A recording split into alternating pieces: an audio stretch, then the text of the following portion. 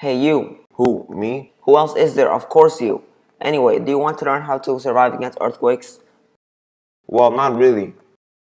Great, let's start with the basics. An earthquake is a shaking which happens because of the movement of rock beneath the Earth's surface. Yeah, I already knew that. Yeah, but do you know the three types of seismic waves?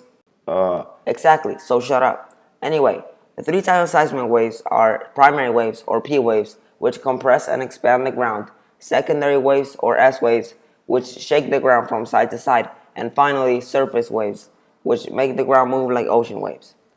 Anyway, there is a device called a seismograph, which writes down and measures the seismic waves of an earthquake. I've heard something about an epicenter. How do scientists find that? Well, scientists use the data recorded on seismographs to measure the arrival time between P and S waves. The further the arrival times of the waves are, the further is the epicenter.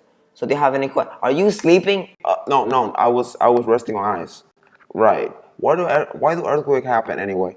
Well, I'll tell you. Earthquakes are caused by plate movement. These movements cause stress to form in Earth's crust, which adds energy to the rocks and forms faults. Stress keeps increasing in the fault until it breaks, which then causes an earthquake.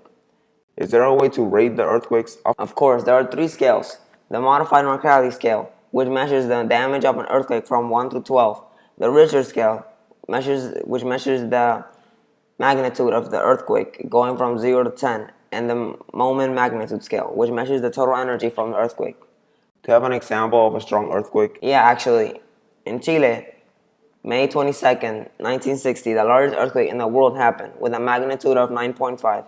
Almost 1,700 people died, 3,000 were injured, and about 2 million became homeless. Wow. I know. Well, how do you stay safe? When an earthquake happens, stay where you are and get under something sturdy. And don't move until the ground stops shaking. Then move fast and get to a safe area where there is less of a chance for you to get hurt. Stay there and wait for a while because there might be aftershocks. One last thing. Where can I expect earthquakes to happen? Earthquakes happen over the plates, usually around an area known as the Ring of Fire, where there is a lot of plate activity. Before I go, I have one question for you. Shoes. Oh, cool. Good to know.